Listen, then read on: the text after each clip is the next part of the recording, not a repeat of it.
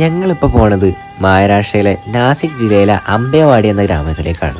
അവിടെയാണ് മഹാരാഷ്ട്രയിലെ തന്നെ ടഫസ്റ്റ് ട്രക്കിങ്ങിൽ ഒന്നായ AMKയുടെ സ്റ്റാർട്ടിംഗ് പോയിന്റ്.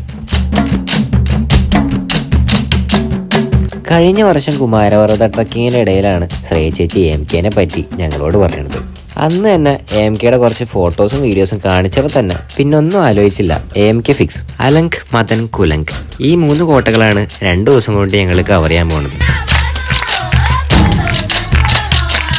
ആദ്യം ഞങ്ങൾ കയറിയത് മദൻ ഫോർട്ടിലേക്കാണ്. ബ്രിട്ടീഷ് മറാത്ത യുദ്ധ സമയത്ത് ഈ ഫോർട്ടിലേക്കുള്ള വഴികളെല്ലാം ബ്രിട്ടീഷുകാർ തകർത്തളഞ്ഞതാണ്.